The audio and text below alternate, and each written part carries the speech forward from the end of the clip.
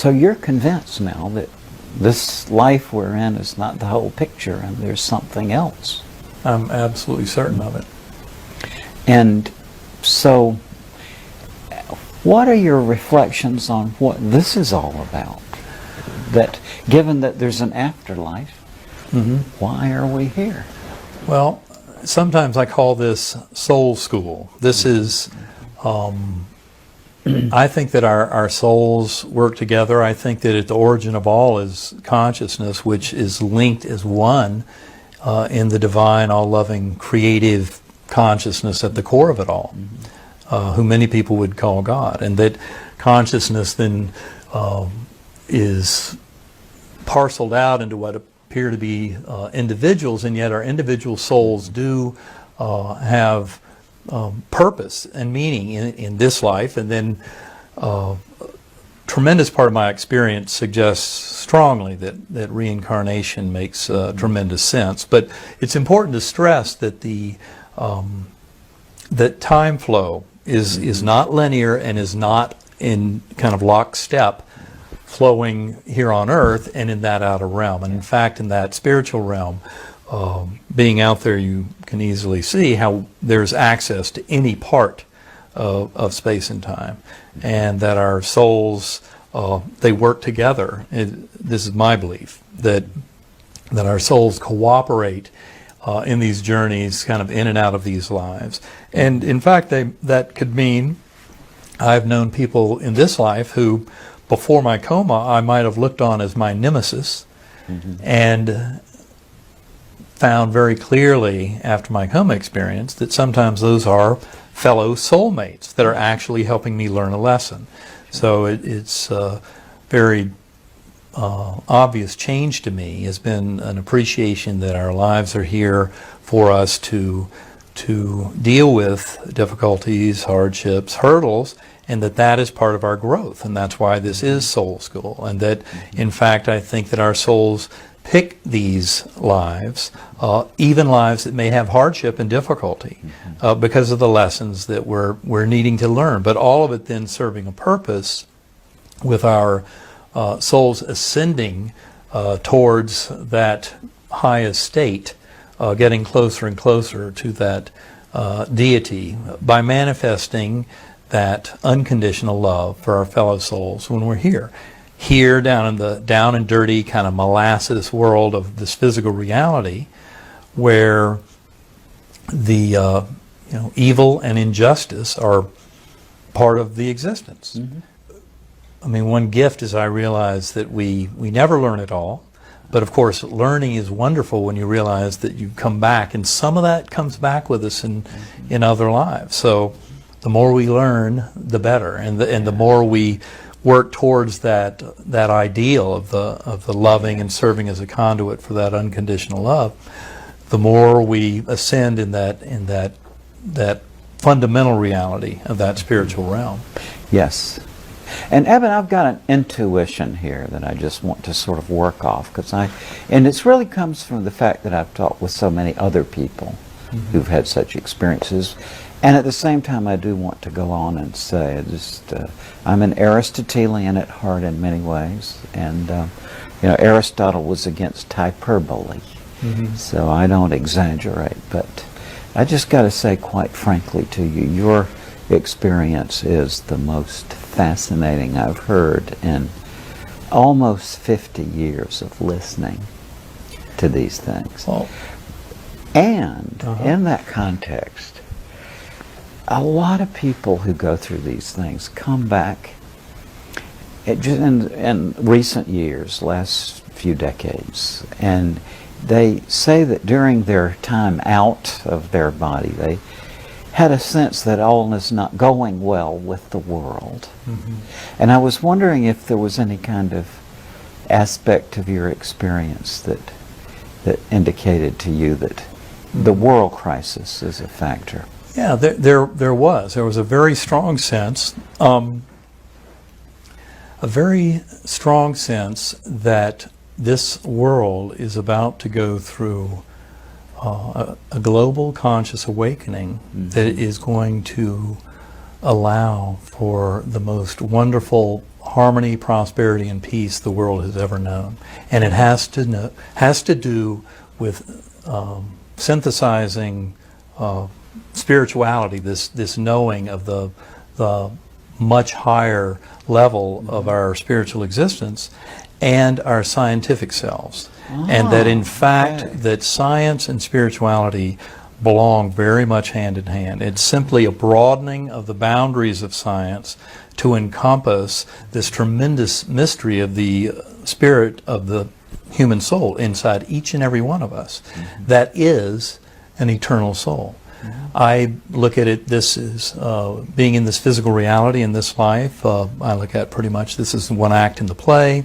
When this act is over, my spirit joins with my higher spirit, leaves this costume behind, gets together with my fellow spirits, and then we come back in and we keep ascending. But a lot has to do with the world coming alive to this knowing of the divine nature of our spiritual selves, that each and every one of us is loved, adored by that loving Creator, and that all we need to do is to manifest that love of the Creator, knowing our eternal nature, and seeing that beautiful eternal spirit inside each and every one of wonderful. the others in our lives.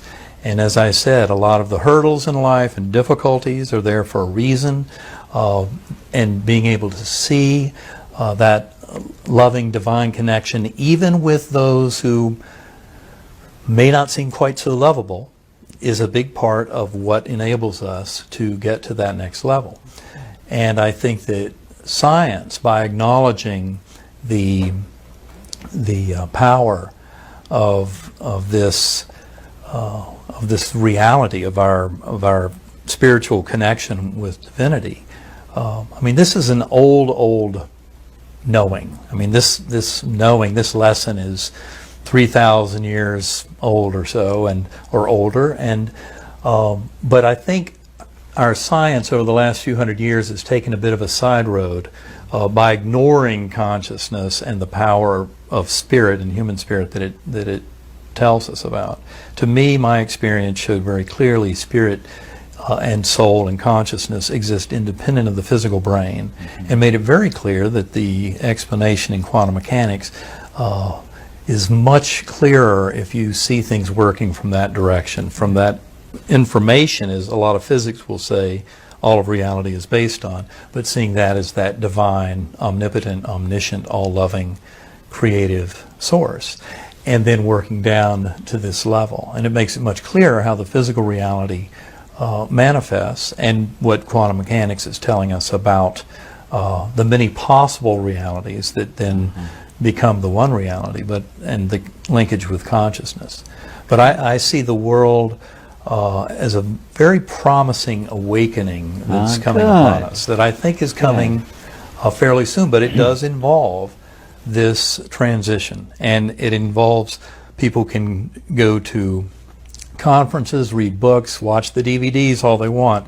At the end of the day, you need to do the work, and that is getting down into your own consciousness, whether it's through deep meditation, centering prayer, whatever the mechanism.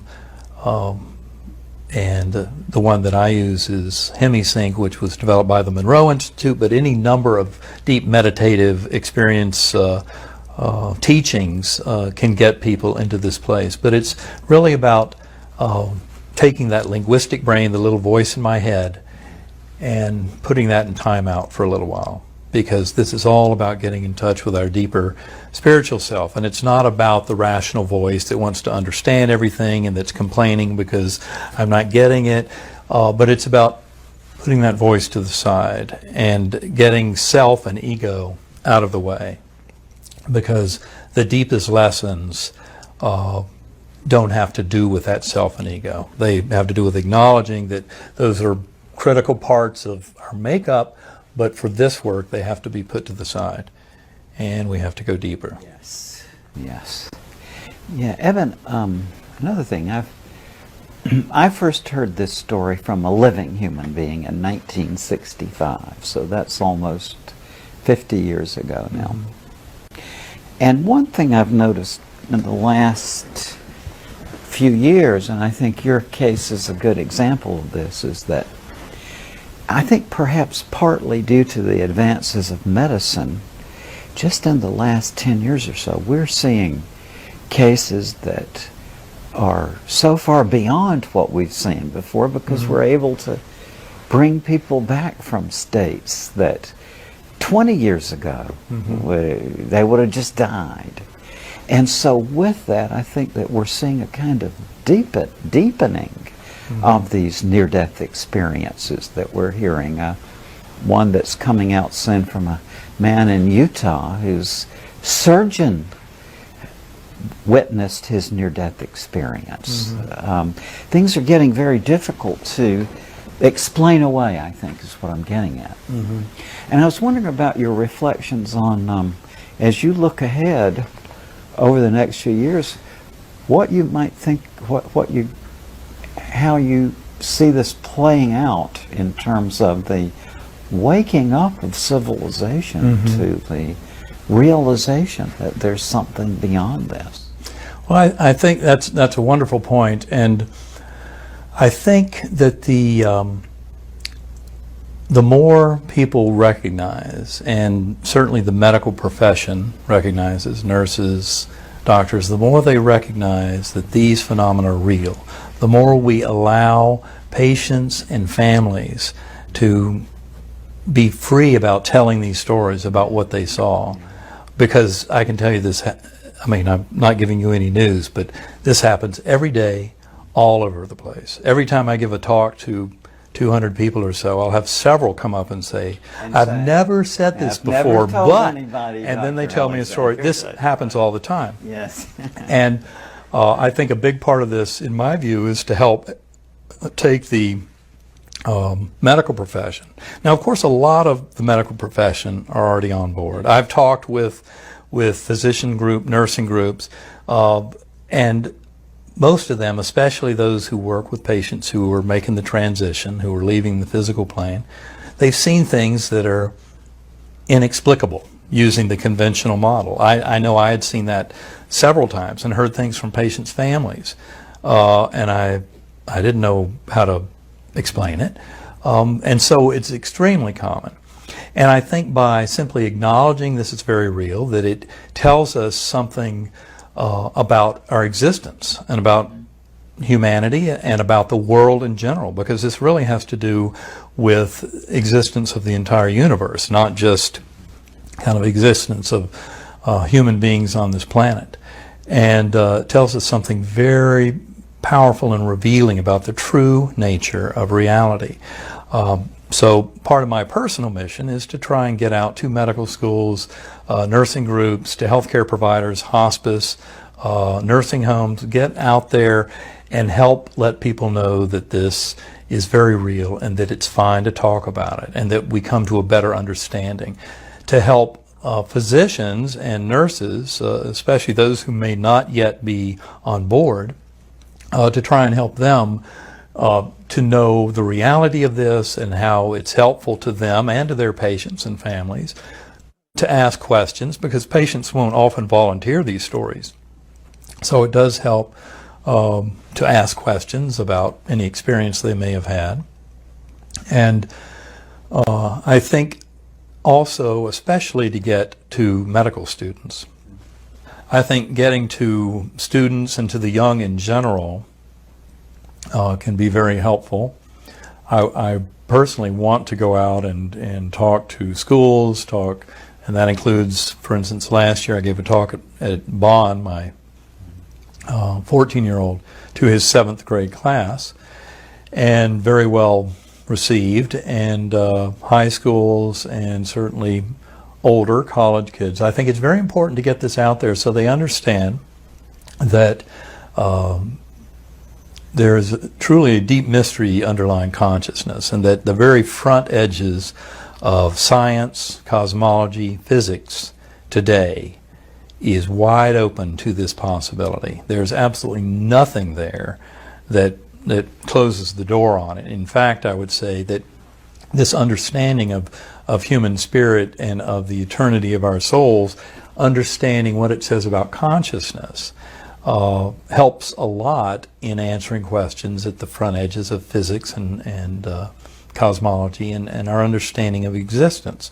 So for people to know that science and spirituality can easily coexist, and in fact I think by doing so will bring us to a much richer understanding of our universe than to continue with a debate as if, you know, either you're a scientist or you're religious or spiritual, but, you know, never the twain shall meet, but instead realizing that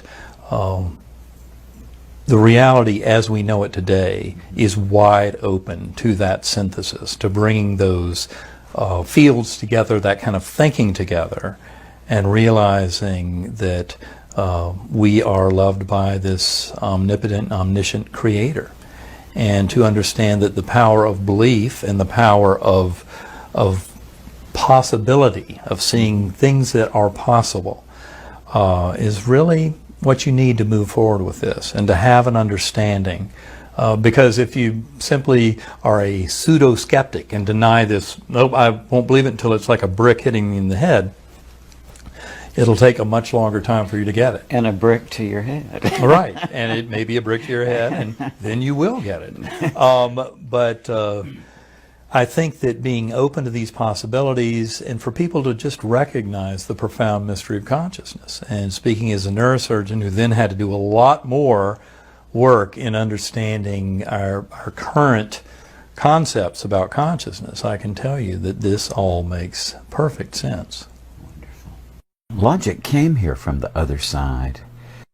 Parmenides worked at an oracle of the dead, and on one of his trips over there, they just, sounds like almost abducted him and said, you got to go back and tell them this, which was the foundation of logic. He was the father of deductive reasoning, and in his insight into it came from the other side. Paradoxical to the extreme, to now trying to be using it to say that it's something that, you know, demolishes the notion of an afterlife. Yeah. And yet, I think, you know, in reality, all of this came from the other side. It did. Because all of us came from the other This side. is the projection. This is the movies plus about 100 years. You know, if you think about I've seen more of it because I'm 10 years older, but I went from the newspaper and radio age to the 500 channels of full color stereo around the clock. Yeah. And bombarded. and you know, if you extend that rate of progress another 100 years, or even another 50 years, you're not going to be able to distinguish between what you see on the TV and this. So, Right. we're already in the TV. We're kind of living in a holodeck. We are. This is like a holographic projection, and I guess to learn stuff from it. Yeah, it's all about soul school. I mean, I think for me, one of the kind of the question area that I'm focusing in now has to do with free will, has to do with predetermination, free will. You know, how much free will do we have? And is that really the purpose for all being, which I think it is.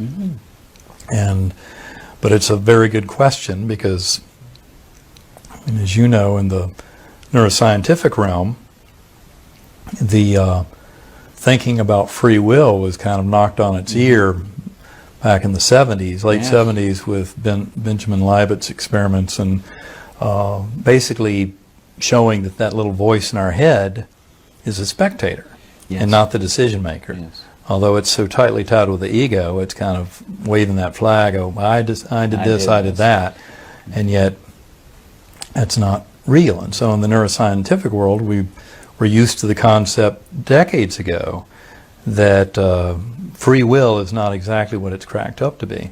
And yet I still think that our free will and our manifesting appropriate choices in this realm based on kind of morality. I mean, as you said minutes ago, logic came from that side, and so did all the principles of morality.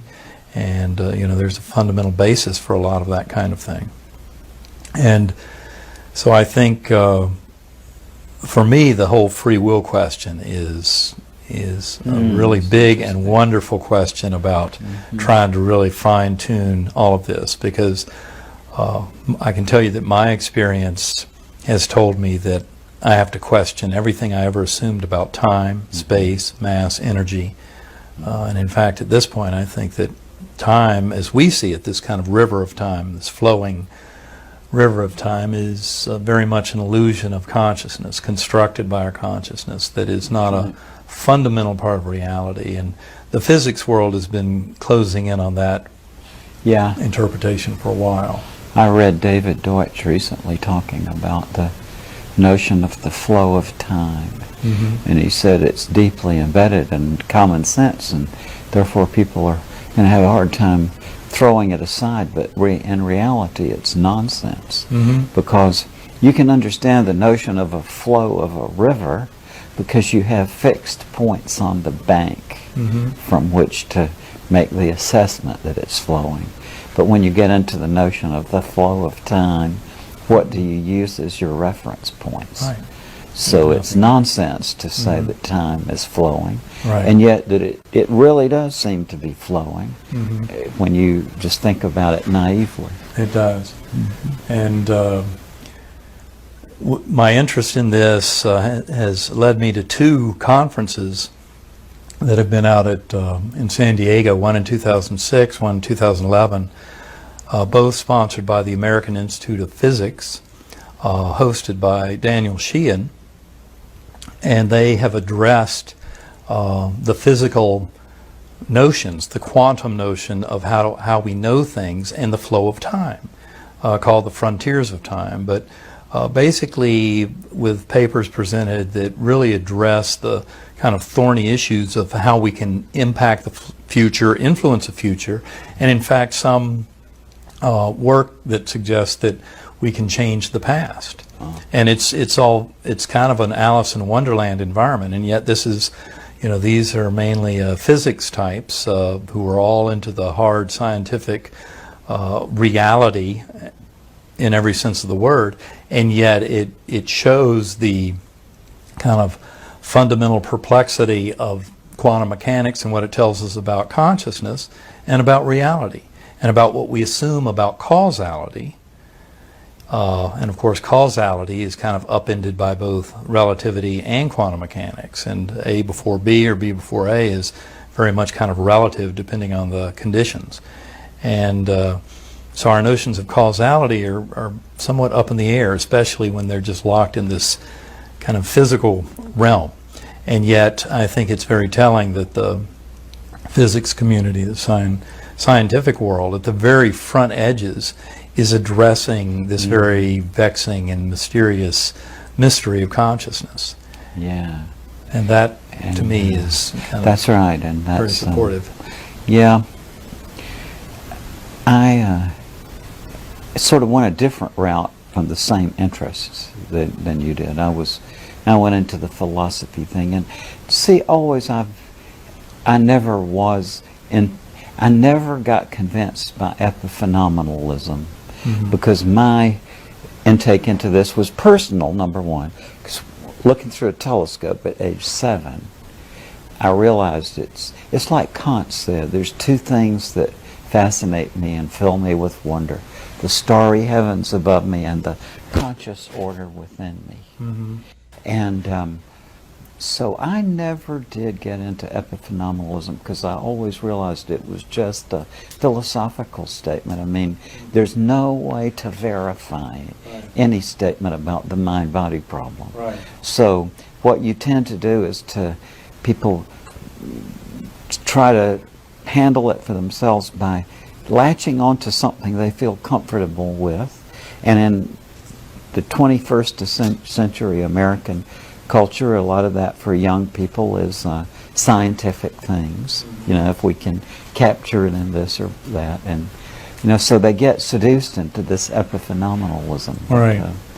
There's no more rationality behind that than to say it the other way around, that the primary is the consciousness and everything else is just some sort of projection of that. Right. And that always has seemed to me more instinctively correct.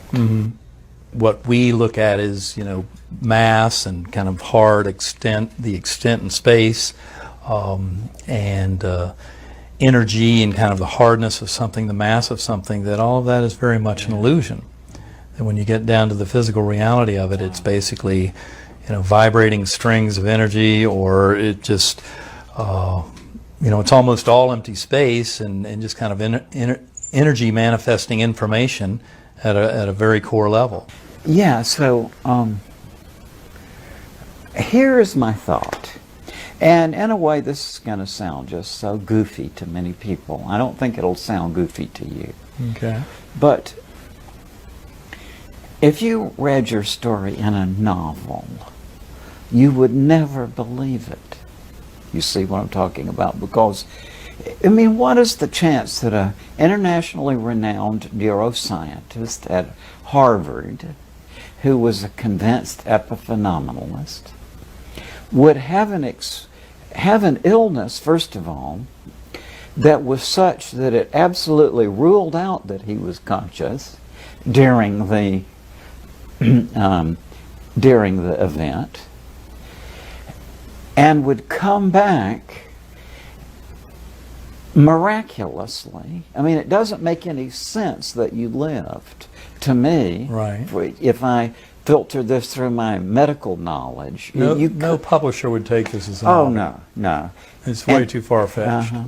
And so what I'm getting at here is, has it ever occurred to you that this is just so perfectly arranged that it seems almost by design or something? Not to accuse God of being a torture person, but that Right. somehow God put you in this position to be able to come back and bring this message? Well, I certainly have had to entertain the thought at times that this was all meant to be for some reason. And part of that is kind of looking back over the history of it and seeing how things unfolded. For example, if I hadn't yet met my birth family, which happened a year before the coma, obviously a big element in figuring all this out would never have occurred. And there are multiple elements like that, but I've certainly, as a physician, on the one hand, I recognized exactly how sick I was, how extremely rare the disease was, and how impossible a full recovery was. And those rarities have helped to keep me focused, because I was not as likely to just think, well, this kind of thing happens now and then, next case. So in that way, I've had to really stay focused on it. So in that sense, I confess to thinking that the thought did come along that maybe this happened for some purpose. I think the important thing is, for me, I also think that kind of my humble beginnings, as a baby who was given away and not feeling much self-worth, had a lot to do with kind of that planning, because I've never really looked at myself as being an important, cog in this big wheel. I think my message is very important. I don't really look at myself as special. I say the circumstances in my case were special, but they're all about the message. I think that's an important point. And yes, people do come up to me and say, so this all-loving, infinitely knowing, infinitely powerful God gave you this illness? And Oh yeah, well, I wasn't thinking in those terms. well, that people ask that question, Yeah. and of course, my answer to that, I've always thought, no, that's not the way it worked. But I do have a feeling that our souls choose these lives and choose these missions. And although I certainly was not aware of it before, potentially that could explain it. But I think you're right. The rarity of the disease and of the recovery, plus the circumstances of your education and the circumstance of my education, and because the birth. if one of my patients had told me this story before my coma, I would have said, yes, you were very sick. I would have patted him on the shoulder just like my doctor is. Yeah, you were very sick. We didn't think you were going to live through this. I can't believe you're even saying anything. But that doesn't answer it, because there's no way to explain the experience I had, very rich, detailed experience, that I started writing up right at the moment I got home, when I was still very fragile and didn't remember anything. Your book, in a way, reminds me of the writings of Spinoza because of their rigor. Mm-hmm. You start with this, and you go very carefully through in your book, carefully excluding every other possibility than that you went into some other dimension of reality. So I think that's a very powerful. I mean, I'm a logician, mm-hmm. and I mean, I'm astonished by your book. It's really so well, completely reasoned out, and well, I would say you can't even just get there's no crack in it where you could get any sort of objection in, unless you've got some tear, to be honest. I'm sure there will be people, but mm-hmm. I think they're going to look pretty ridiculous. Well, I think I originally overwrote the book tremendously. I've written about 5 times the current length of it, because I had to understand this myself. And as I said earlier, initially I was totally blown away by the ultra reality of this incredibly rich experience, just as millions of people are when they have a near-death experience and come back. And as millions, as my physicians told me, oh, you were very sick, and oh yes, the sick brain can do anything, I was kind of, yes, I understand. Oh, okay, I see. Hyperreality, it was too real to be real. So then I was looking for the scientific explanation. And I went through several models, as I mentioned earlier, and it, to me, I think that's the real strength of it, is this was to be a report to neuroscientists about what it's like in coma, and an attempt at an explanation for that extreme sense of hyperreality and very rich experience deep inside of, a profound coma, near-death experience, and to try and explain some of that. But then exhaustive review of all the facts, and again, the gift of severe bacterial meningitis, because without that I could not have come to these conclusions. But it helped me very clearly to see that this rich experience described by so many people with NDEs and other spiritually transformative experiences of all manner, not necessarily involving a sick brain or a sick body, are based in a reality that's very powerful, that we need to understand if we want to understand our existence in this universe. Yeah, it's funny. I never even thought for a moment about this implying that God was a sadist, that he put you through this, because you think about it, he knows what's going to happen. No. So it's just, this was for you and for the rest of us, I think. Well, I think so. And again, I've tried to take the focus off of me and really somewhat off of the story. I mean, the fact is, those 20,000 words of the deep coma experience are very real. Yeah. And that's where my discussion and my debate about possible mechanisms lies. And I'm happy to talk those over with anyone. The issue is, with a very severe meningitis, there's basically no place for a rich experience to happen like this. Exactly the brain, right. It cannot happen in the brain. It cannot happen in physical reality. Yeah. It is very real. It's not simply something of mind, because this happened when mind was not working either in that sense, although spirit, soul, outside of physical reality was very much flourishing. By everything I learned in medical school and neuroscience and my psychiatry residency and all of the knowledge about psychiatry that I've obtained in the intervening years, I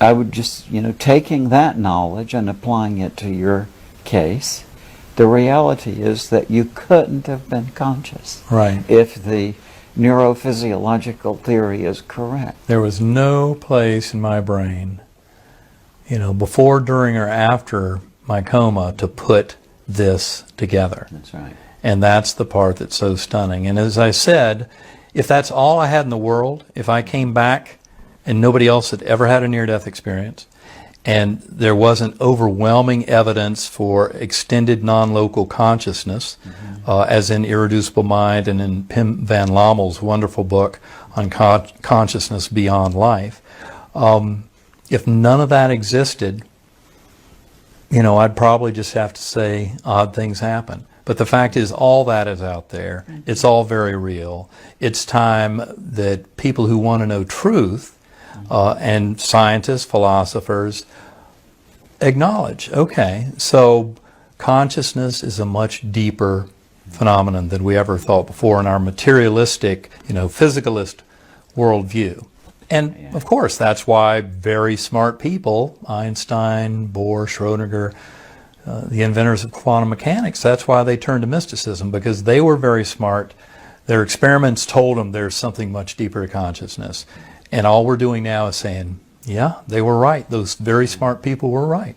So let's get to work trying to understand our existence. Yeah. And that's what we have to do. It's a much deeper, richer existence. And the good news is that our physical life in these bodies is, when this ends, that's not the end. And that's something I know through and through. I'll never doubt that, because to me it's crystal clear. Yeah. And I think the logic should support that for many people. Yeah, I think it's too. It's interesting. I got into this through such a different route. It was through ancient Greek philosophy and meeting George Ritchie and Plato and so on. And I just really, it's hard for me to kick off the impression that we're sort of here to bring this out. I really do think.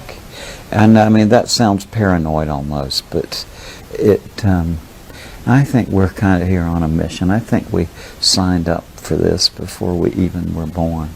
That's very possible. I mean, to me, it's comforting to realize that, in fact, this is not news. That this message really is ancient, millennia old. And I think we've been sidetracked for a few centuries by kind of a seduction into science and technology. And science and technology are wonderful, and yet it's not all just in this physical realm, and we need to understand that in a much richer sense. And so in that manner, I think that all we're doing is kind of helping to bring the world back on track. Yes, exactly. It doesn't mean we're heroes. That is exactly right. A little sidetrack there. When science came along, then people said, well, let's focus on the things that we can figure out by this method. Right. And then after a few hundred years of that in the universities, then there was a subtle shift to saying, well, nothing that doesn't fit this method is real. Right. And that was a major mistake. And that's completely wrong. Absolutely wrong. And that's where the consciousness comes in, and our the current view in neuroscience and philosophy of mind that we really don't have the slightest clue We don't. how consciousness emerges out of physical I've just reality. always been completely content with that. Yeah. It is quite a mission, to say the least, but I'm very optimistic about what it brings to this world. Well, that's good, because I'm not so much. I just see I'm seeing a different trail of events, and I mean, I know from friends in the intelligence community and seeing what's going on, and I worry that there's going to be a big collapse. So therefore, when I hear you saying you don't think so, then I think this is great, because I want to be wrong on this one. I really do. I think a lot of it has to do with, to this point, a lot of people would say we've had kind of an ongoing battle, science, you're either scientific and have a scientific modern mind, or you're religious or spiritual and have a less modern mind. And I think what I see as part of my optimism is seeing that any kind of addiction to dogmatic preaching and acceptance of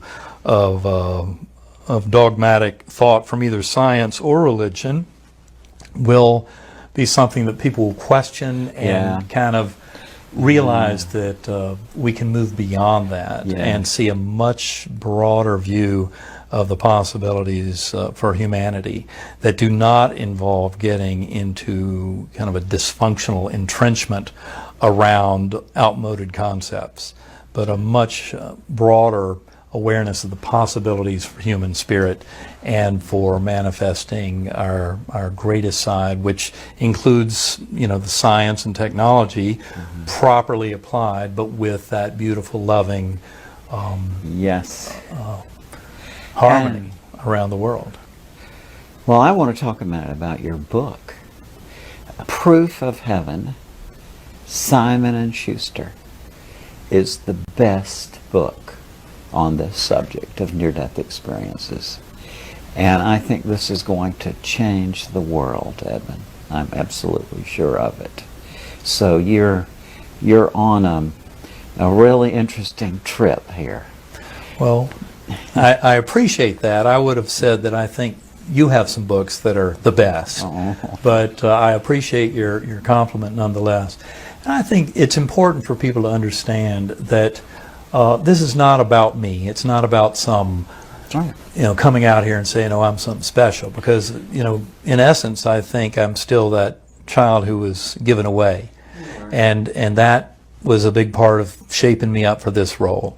But a lot has to do with the fact that I did have enough experience and plenty of experience being a scientific skeptic and a physicalist, reductive materialist, believing in physics, chemistry, biology. We build everything we know that's real out of that, and that's all we need. And I now know that that is not true. And in fact, the seeds for that knowing were planted with quantum mechanics and the enigma of that long ago. And I think the important thing for people to understand is that having meningitis and going through what I went through, where I had a complete erasure of all of my life and knowledge, all my language, everything, and yet I had this incredibly rich experience that is rich beyond description, and that even in trying to put it into words, when I finally wrote it down, was 20,000 words in 6 weeks after my recovery. That was not some little blip of noise that happened in a chaotic brain that was sick. And I go through 9 hypotheses in my book about possible neuroscientific explanations for that ultra reality deep in the middle of coma due to meningitis. And truth be told, when you get right down to it, none of them work. And in my view, and I've talked this over with a lot of other neuroscientists, philosophers of mind, and people agree. I mean, this is not me shooting from the hip. I went through a long period of analysis of the experience trying to explain it neuroscientifically. Yes. And then after 4 months realized it did not happen in my brain. It's very real. It's a much more real existence than this world around us here, the physical world, and it's happened to millions of people. This is not just something about me, and it's happened over thousands of years, and it's happened in cultures all around the world, in believers, non-believers, all religions, and the experiences are very, very similar. In fact, the similarities far outweigh the differences. The differences I see as being kind of an overlay from our cultural background, from our basically from our brain, from our linguistic side. And once you realize that consciousness is primary and the brain is not making consciousness, then it becomes much clearer how the brain actually is working as a filter, reducing valve, to kind of put it down to a trickle so that we can survive on Earth in this kind of dumbed down view of our physical reality. And yet it makes more sense to see it that way than to say that consciousness emerges from the brain. because my experience very clearly showed no, it doesn't. My experience very clearly showed consciousness is much richer outside of the brain, free to those limitations, which says very loudly that when the body and the brain die, consciousness is liberated to a much greater existence. And it's not something that dies when the brain dies. And then that richness of that environment, as I said, I'm not the first one to go there. I was shocked at all the similarities and consistencies across all these millennia and continents. And to me, that is a very, very powerful statement. The fact that a Christian might go in and see the bright light as Jesus, and a Muslim might go in and see the bright light as Muhammad, to me is no different, because that's the filtering mechanism of the brain. That's the overlay as we come back in. But it has nothing to do with the underlying reality about the incredible love there, that we are spirits with a purpose and with meaning in our existence that far, far outlives the kind of existence that I used to think was our lot in the material realm, where you were given your 70 years plus or minus, and that was it. And that's not the way it is. This gives me a much richer understanding of the true nature of the existence that we all share. And I think that will be a wonderful gift for the world to start to understand this and to see the power of this infinitely loving and unconditionally loving spirit of this deity that is within each and every one of us and is part of this entire universe, because we're all connected in that way. And I think the more people know this, the more they can feel connected, as we all are. And many of the world's ills will become less and less over time as more and more people are welcomed into this fold and know this community and this oneness that we all really are. So by sharing these experiences, by building up this collection of experiences, by serving as an educational forum, I think we can help everybody feel that connection in a way that'll help make this world a better place. Wonderful. Well, thank you so much. I'm just honored and delighted to have spent this time with you.